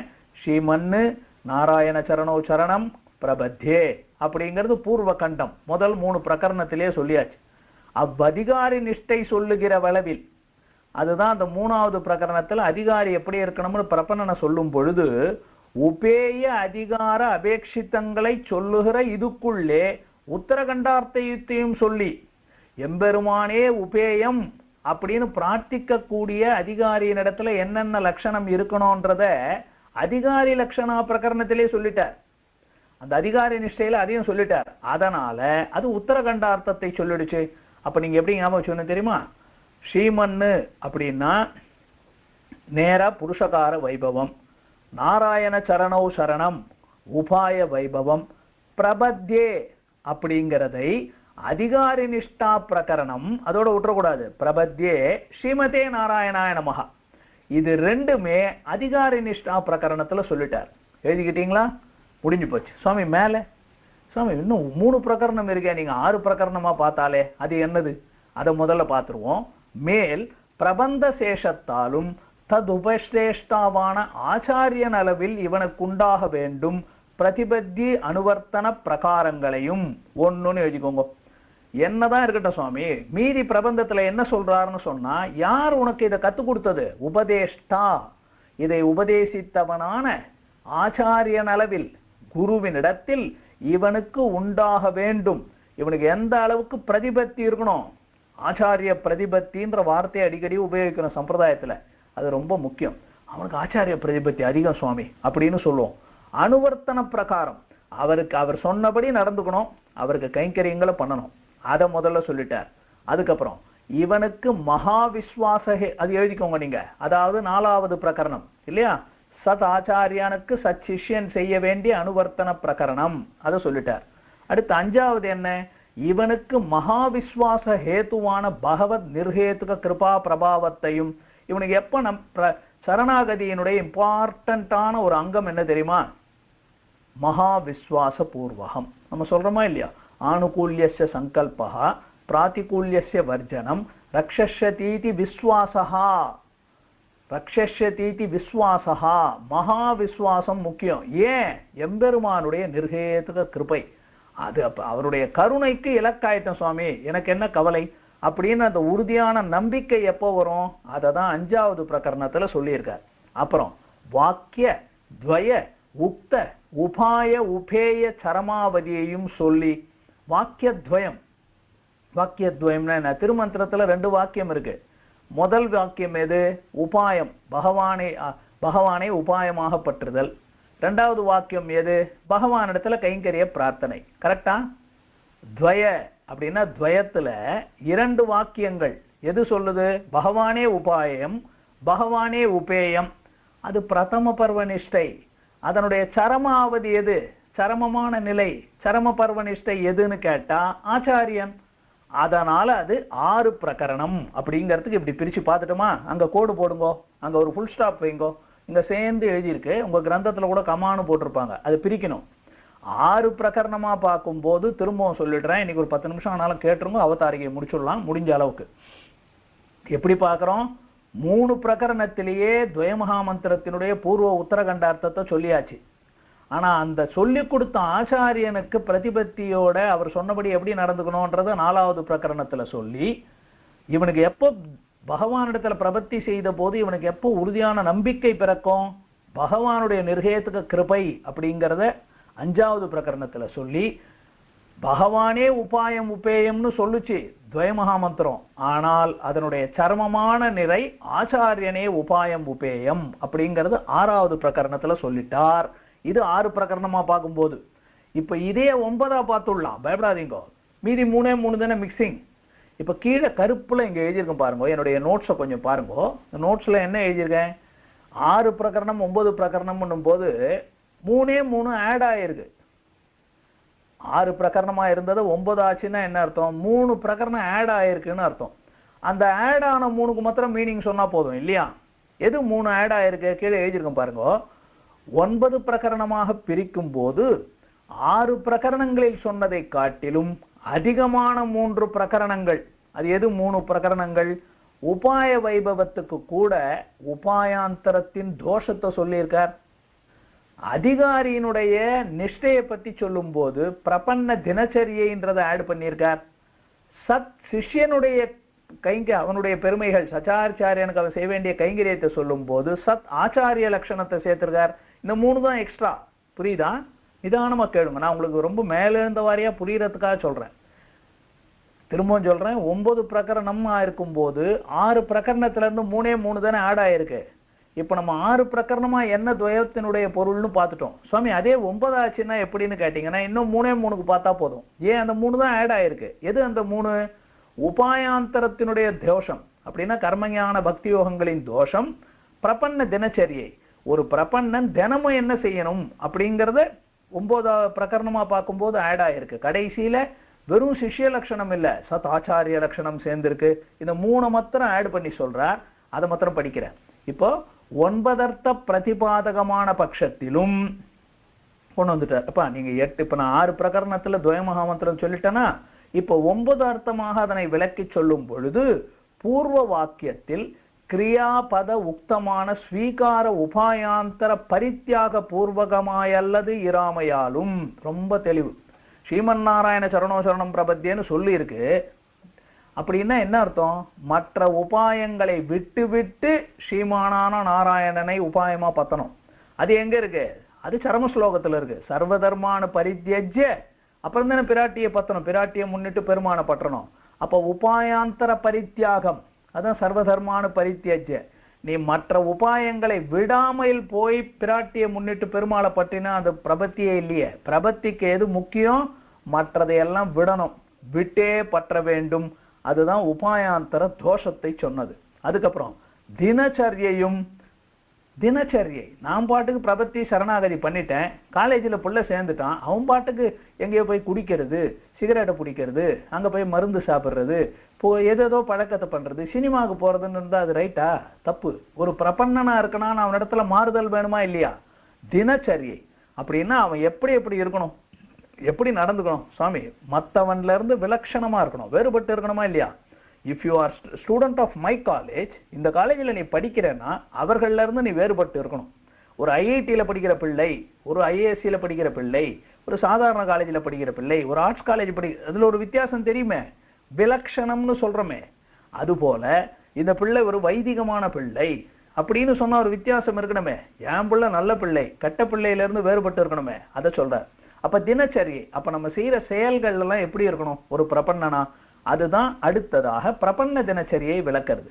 தினச்சரியையும் அப்பதத்தில் சொல்லப்படுகிற அதிகாரிக்கே உள்ளதாகையாலும் அதுல சொல்லப்பட்டபடி அப்ப மற்ற உபாயங்களை விட்டு பகவானை பற்றினவன் எப்படி நடந்துக்கணும் அது சொல்லி இருக்கு. அதுக்கப்புறம் சதாச்சாரிய லட்சணம் துவய உபதேஷ்டாவான ஆச்சாரியன் படி சொல்லுகிறதாகையாலும், அப்ப ஆச்சாரியனுக்குன்னு சொல்றாங்களே பெருமை, சதாச்சாரிய லட்சணம் துவயத்தை உபதேசிக்கிற ஆச்சாரியன் அப்படின்னா அவருக்குன்னு அவருக்கு வேண்டிய சில குவாலிபிகேஷன்ஸ் இருக்கா இல்லையா? குவாலிபிகேஷன் பிஎஸ்சி பிஏ டிகிரி இல்ல, அவருக்குன்னு இருக்கக்கூடிய நிஷ்டைகள், அவருக்கு இருக்கக்கூடிய லட்சணம், அவரிடத்துல இருக்க வேண்டியதான பண்புகள், அவருடைய நடவடிக்கைகள், ஞானம் அனுஷ்டானம் இவை நன்றாகவே உடையனான குருன்னு சொல்றோம் இல்லையா? அப்ப சதாச்சாரிய லட்சணம். அப்போ 3 பிரகரணத்துல முடிஞ்சிரும். மற்ற 3 பிரகரணம் இன்னும் விளக்கம். 9 பிரகரணமா பார்க்கும்போது அடிஷனலா இருக்கக்கூடிய உபாயாந்தர தோஷம், பிரபன்ன தினச்சரியை, அந்த சதாச்சாரியனுடைய லட்சணம் என்ன அப்படிங்கறதெல்லாம் சொல்லுகிறதாகையாலும் துவய விவரணமாக நிர்வகிக்க குறையில்லை அப்படின்னு சொல்லிட்டார். இப்ப இருக்கிற இந்த பத்தியை கொஞ்சம் நான் வேகமா தான் சொல்ல போறேன். ஆனா இதை கேட்டு வச்சுக்கோங்க. இதை என்ன பண்ண போறேன்னா, நம்ம சூத்திரங்களை பார்க்க போறோம் இல்லைங்களா? அந்த சூத்திரங்களை பார்க்கும்போது அப்ப விளக்கி சொல்றேன். ஏன்னா நீங்க இன்னும் சூத்திரமே படிக்கல. சூத்திரத்தை படிக்காதப்போ அந்த சூத்திரத்துல என்ன அர்த்தம்னு சொல்றதை விட அந்த சூத்திரத்தினுடைய விளக்கத்தை பார்க்கும்போது சொல்றேன். மேலெழுந்த வாரி அர்த்தத்தை உங்களுக்கு புரிய சொல்லி வச்சுடுறேன். நம்ம அடுத்த வகுப்புல ஆரம்பிக்க போறோம் சூத்திரத்தை. அந்த சூத்திரம் வரும்போது விளக்குறேன், படிக்கிறேன். இப்படி துவய விவரணமான இதிலே துவயந்தன்னில் போலே மற்ற ரகசிய துவயார்த்தங்களும் சங்கிரகேன உத்தங்களாயிருக்கும். அடுத்து சொல்லிட்டேன். இப்ப நம்ம துவயத்துக்கு விவரணமா ஸ்ரீவச்சன பூஷணம்னு பார்த்துட்டோமா? அந்த துவயத்துல இருக்கிற மாதிரியே மற்ற ரகசிய துவய அர்த்தங்களும், அப்ப மீதி 2 ரகசியங்கள் இருக்குன்னு அர்த்தம். மொத்த ரகசிய திரயம், திருமந்திரம், துவயம், சரம ஸ்லோகம். துவயத்தினுடைய விவரணம்னு பார்த்துட்டோம். சுவாமி இதுல திருமந்திரம் சரம ஸ்லோகத்தின் அர்த்தம் இல்லையா அப்படின்னு கேட்டீங்கன்னா இருக்கு. இது ரகசியத்ரய விவரணம்னு வச்சுக்கணும். இதுல திருமந்திரத்தின் விளக்கமும் இருக்கு, இதுல சரம ஸ்லோகத்தின் விளக்கமும் இருக்கு. என்னன்னு படிச்சு மேல இருந்து அர்த்தம் சொல்லிடுறேன், பார்த்துக்கோங்க. எங்கனே எண்ணில் அகமர்த்தத்துக்கு என்று தொடங்கி அடியான் என்றிரே என்னும் அலமாகவும் சொரூப பிரயுக்தமான தாஸ்யமிரே பிரதானம் என்றும் பிரணவார்த்தம் சொல்லப்பட்டது. அண்டர்லைன் பண்ணிக்கோங்க. இந்த சூத்திரங்கள் அகமர்த்தத்துக்குன்னு ஒரு சூத்திரம் தொடங்க போது, அடியான் என்றிரே அப்படின்னு ஒரு சூத்திரம் முடியுது. அது வரையில திருமந்திரம் எதை சொல்லும்? திருமந்திரத்தின் ஓம்காரம், ஓம் அப்படிங்கிறது எதை சொல்லும்? நம்ம இப்னான் என்ற ஸ்வரூபத்தை தானே சொல்லும். அது எது? பகவதைக சேஷபூதன் ஜீவாத்மா தாஸ்யன், பகவானுக்கே இவன் அடிமை, தாசன்னு சொல்லுது இல்லையா? அதை சொல்றதுனால அகமர்த்தம் அடியான் என்றீரேன்னு முடிக்கிறார். அப்படின்னு என்ன அர்த்தம்? பகவானுக்கு அடிமை அப்படிங்கிற அர்த்தம் சொல்றதுனால பிரணவ அர்த்தம் ஓம்னு எழுதிக்கோங்க. அதுக்கப்புறம் ஸ்வயத்தன நிவிருத்தி இத்தியாதியாலும் தன்னைத்தானே முடிக்கையாவது என்று தொடங்கி இப்படி சர்வ பிரகாரத்தாலும் என்கிறதற்கு கீழுள்ளத்தாலும் நமத் சப்தார்த்தம் சொல்லப்பட்டது. அப்புறம் நமஹா அப்படிங்கிறது சில சூத்திரங்கள்ல சொல்லியிருக்கார். ஸ்வயத்தன நிவிருத்தி அப்படின்னு என்ன? எது பெருமாள் எது பிடிக்கும்? பெருமாள் எப்போ வருவார் உள்ளன்னு சொன்னா, நான் எடுக்கிற முயற்சியை கைவிட்டாதான் அவர் உள்ள வருவார். எப்போ பகவான் நமக்கு எப்போ அவருடைய பகவத் பிரவிற்த்தி ஸ்வயத்ன நிவிருத்தி, நான் முயற்சி எடுக்கிறதுல இருந்து விடுதலை அடைந்தாதான் அவர் முயற்சி வரும் அப்படின்னு தொடங்கினதுல இருந்து அப்ப என்ன ஆயிடும்னா மகா, நான் எனக்குரியேன் அல்லேன்னா நான் உபாயம் அல்ல. அப்ப நமஹா அப்படிங்கிறதனுடைய அர்த்தம் அங்கே சொல்லப்பட்டது. அதுக்கு மேல பரப்பிரயோஜன பிரவிற்த்தி இத்தியாதியாலும் உபேயத்துக்கு இளைய பெருமாளையும் இத்தியாதியாலும் கைங்கரியந்தான் பக்தி மூலம் அல்லாத போது இத்தியாதியாலும் திருதீய பதார்த்தம் சொல்லப்பட்டது. 3வதுதான் என்னது? நாராயணாய. இது ரொம்ப நல்லா இருக்கும். அந்த சூத்திரத்தை பார்த்தோம்னா உபேயத்திற்கு இளைய பெருமாளையும் அது ஜடாயு மகாராஜரையும் போலே அப்படின்னு அங்க வரும். அது அங்க வரும்போது சொல்றேன். அப்ப பக்தி மூலம், அப்ப கைங்கரியம் அப்படிங்கிறது எம்பெருமானுக்கு சகல விதமான கைங்கரியம்னு சொல்லக்கூடிய உயர்ந்த சூத்திரங்கள் எல்லாம் வரப்போகுது. அப்ப அது எதை சொல்லுகிறதுன்னா நாராயணாயன்ற பதத்தை சொல்லிடுச்சு. அப்ப ஓம்ன்றதுக்கு சூத்திரங்கள் இருக்கு, நமகான்றதுக்கு சூத்திரங்கள் இருக்கு, நாராயணாய அப்படிங்கிறதுக்கும் சூத்திரம் சொல்லியாச்சு. சரியா? அப்புறம் அஜ்ஞானத்தாலே இத்தியாதியாலும் பிராபகாந்தர பரித்தியாகத்துக்கு இத்தியாதியாலும் உபாயாந்தர தியாகத்தை சஹேதுகமாக சொல்லுகையாலே தத்யாஜ்யத்தையும் தியாக பிரகாரத்தையும் சொல்லுகிற பதத்வய அர்த்தமும் சொல்லப்பட்டது. என்னது இது? சர்வதர்மானு பரித்யஜ்ய, எல்லாத்தையும் விடணும், நன்றாக விட வேண்டும், அறவே விட வேண்டும். அதுக்குன்னு சூத்திரங்கள் சொல்லியிருக்க.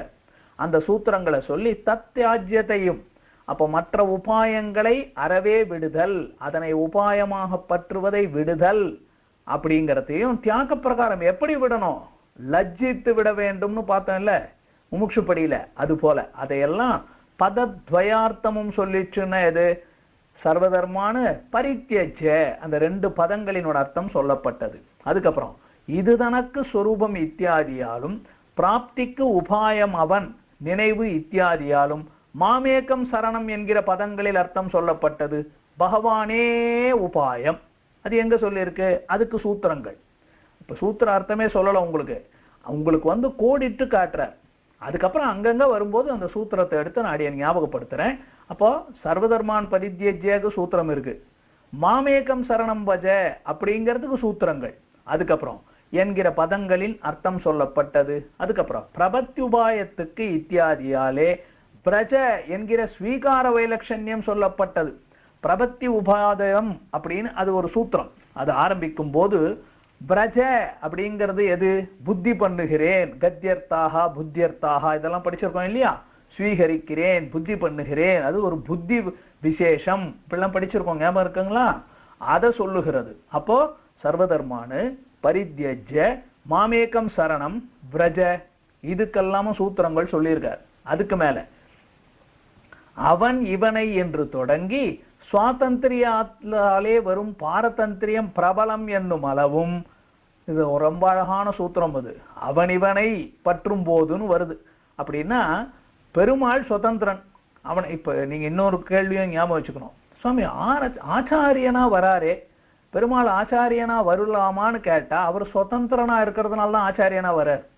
அவர் சுதந்திரனா இருக்கிறனால தான் யாரும் கேள்வி கேட்க முடியாதுன்றதுக்கு தான் மோட்சத்தை கொடுக்குறார். அவர் ஆச்சாரியனா வர்றதும் சுதந்திரனாலதான். சுவாமி இவரெல்லாம் ஆச்சாரியனா வரணுமா கேள்வி கேட்டீங்கன்னா, சுவாமி பரமேஸ்வரன் இவர் தானே சர்வேஸ்வரன், ஏன் தேர்தட்டுல போய் கீழே உட்காந்து அர்ஜுனன் மேல உட்கார்ந்தா அவனுக்கு ஏன் உபதேசம் பண்றாருன்னா சுதந்திரன், யார் கேள்வி கேட்க முடியும், ஆச்சாரியன். அப்ப அவர் ஆச்சாரியனா வர்றதோ நமக்கு மோட்சத்தை கொடுக்கறதோ அவர் சுதந்திரனா இருக்கிறதுனால தான் கொடுக்குறாரு, அவர் யாரு கேள்வி கேட்க முடியும். அது போல ஞாபகம் வச்சுக்கோங்க, அந்த அர்த்தம் ஞாபகம் வந்தது சொன்னேன். அப்ப சுவாதந்திரியத்தாலே வரும் பாரதந்திரியம் பிரபலம் என்னும் அளவும் அப்படின்னா என்ன, அதுதான் இந்த இடம், சுவாதந்திரியத்தாலே வரும் பாரதந்திரியம். இந்த இடம் உங்களுக்கு சொல்லிடுறேன். ஆச்சாரியன் என்பவன் பகவானுக்கு பரதந்திரப்பட்டவனா இல்லையா, நன்னா கேட்டுக்கோங்க. ஆச்சாரியன் பகவானுக்கு பரதந்திரப்பட்டவன், அதனாலதான் அவருக்கு திருவடி நிலைன்னு சொல்றோம். சுவாமி நீர் ஆச்சாரியனை தெய்வம்னு சொன்னீரேன்னா அதுதான் அவருடைய சுவாதந்திரியம். பகவானுடைய சுவாதந்திரியம் எப்படி இருக்குன்னா தானே அடியவர்களுக்கு பரதந்திரனா இருக்காரே, அதுதான் அவரிடத்துல இருக்கக்கூடிய சுவாதந்திரியம். பெருமாள் கோயில்கள்ல இப்ப நம்ம சௌலபியம் சௌசீல்யம்னு பாக்குறோம், அர்ச்சக பராதீனனா இருக்கார் அப்படின்லாம் சொல்றோம். அப்படின்னா என்ன, அவருடைய சுவாதந்திரியம் அது. எதுக்கு சுவாமி அவன் சாப்பாடு போடலன்னா கூட எதுக்கு இந்த பெருமாள் இப்படி நிக்கிறாருன்னா அவர் சுதந்திரன், அவர் இஷ்டம், யார் கேள்வி கேட்கறது அவரை. அது போல அப்ப அவர் பாரதந்திரியமா இருக்கிறது கூட எதனால, ஏன் இஷ்டம்பா. அவர் பெரிய ஒரு ராஜா இருக்கார், தன்னுடைய பிள்ளை பேர பிள்ளை சின்ன குழந்தை யாராவது, அந்த பிள்ளை என்ன பண்றான், காலை எடுத்து அப்பா தாத்தாவோட மார்பிள போட்டு எட்டி உதைக்கிறான், முகத்துல எட்டி உதைக்கிறான், அவர் எடுத்து வாயில குத்தம் கொடுக்குறார். சுவாமி சக்கரவர்த்தி ஒரு குழந்தை எட்டி உதைக்கலாமான்னு யாராவது கேள்வி கேட்பாங்களா, அவர் சுதந்திரன் ராஜா சக்கரவர்த்தி, அதெல்லாம் ஞாபகம் வச்சுக்கோங்க. பிரபலம் என்னும் அளவும். அப்ப சர்வ பாபேபியா, பெருமாள் எல்லாரும் பாவத்தை எப்படி போக்கிடுறார், பிரபன்னர்களுடைய பாபத்தை போக்குறாரு, ஏன் போக்குறாருனார், சுதந்திரன் சுவாமி, அவர் யாரு கேள்வி கேட்க முடியும். பாபங்களையும் தள்ளி அங்கீகரிக்கும் ஈஸ்வர சுவாதந்திரியத்தையும், என்னது இது எல்லாம் சொல்லிட்டார். அகம் துவா சர்வ பாபேபியோ மோக்ஷயிஷ்யாமி, அது வரைக்கும் போறார். கிருபா பலமும் அனுபவித்தே அறவேணும் என்று பல சித்தியில் கண்ணழிவி இல்லாமையும் சொல்லுகையாலே உத்தரார்த்தத்தில் அர்த்தம் சொல்லப்பட்டது, எல்லாத்தையும் சொல்லிட்டார். அப்ப கடைசியில சர்வதர்மானு பரித்யஜ்ய மாமேகம் சரணம் பிரஜ, அதை முதல்ல சொல்லிட்டார். அகம் துவா சர்வ பாபேபியம் மோக்ஷ இஷ்யாமி மாசுச்சஹா அப்படின்னா பெருமாள் கருணையில இருக்கார், கருணையில ஒரு காரியத்தை நடக்கிறார்னா நம்முடைய கர்மத்தை பார்த்தோம்னா பயப்படணும், பகவானுடைய கருணையை பார்த்தோம்னா பயம் இல்லாம இருக்கணும். அப்ப இதனால இது ஒரு மேலெழுந்த வாரியா ஞாபகத்துல வச்சுக்கோங்க. சூத்திரங்கள் வரும்போது அந்த இடத்துல இதை ஞாபகப்படுத்துவார் மணவாள மாமணிகளே. அப்ப இந்த சூத்திரங்கள்ல நம்ம இது வரைக்கும் என்ன தெரிஞ்சிட்டோம், துவயத்தினுடைய அர்த்தம் ஸ்ரீவச்சன பூஷணத்தில் உண்டு, திருமந்திரத்தில் சொல்லப்பட்ட 3 பதங்களின் அர்த்தம் ஸ்ரீவச்சன பூஷணத்தில் உண்டு, சர்வதர்மான் பரித்யஜ்ய என்று சொல்லப்படுகிற சரம ஸ்லோகத்தினுடைய அர்த்தமும் இதிலே விசததமமாக சொல்லப்படுகிறது ஸ்ரீவச்சன பூஷணம் என்ற உயர்ந்த இந்த கிரந்தத்திலே என்பதோடு சுவாமி மணவாள மாமணிகள் அருளி செய்த அவதாரிகை முற்று பெற்றது. இனிமே நம்ம பார்க்க வேண்டியது உயர்ந்த சூத்திரம், வேதார்த்தம் அறுதியிடுவது ஸ்மிருதி இதிகாச புராணங்களாலே அப்படின்னு உயர்ந்த ஆரம்பம் அவதாரிகையா 4 சூத்திரங்கள் என்ன என்பதை அடுத்த வாரம் சனிக்கிழமை 5 மணிக்கு வகுப்பிலே அனுபவிப்போம். ஆழ்வார் திருவடிகளே சரணம், எம்பெருமானார் திருவடிகளே சரணம், பிள்ளை லோகாச்சாரியார் திருவடிகளே சரணம், ஜீயர் திருவடிகளே சரணம் என்று சொல்லி இன்னைய வார்த்தையை நிறைவு செய்கிறேன். இதுக்கு மேல திரும்பி 6 பிரகரணம் 9 பிரகரணம் அது எதனால வந்ததுன்னு உங்களுக்கு சொன்னா போர் அடிச்சிரோன்றதுக்காக சொல்லல. இந்த அளவுக்கு ஏன்னா கொஞ்சம் பிரபந்தம் நீங்களும் கொஞ்சம் முயற்சி பண்ண கத்துக்கோங்க. ஒரு தடவை திருப்பி கேளுங்கோ, புஸ்தகத்துல எழுதி பாருங்கோ. அப்படி எழுதினோம்னா தான் நன்னா புரியும். உயர்ந்த விஷயத்தை கத்துக்கிறோம் இல்லைங்களா? அப்ப அதுக்கேற்ற முயற்சி எடுத்து கத்துக்கணும் அப்படின்னு சொல்லி அமைகிறேன். க்ஷமிக்க பிரார்த்திக்கிறேன்.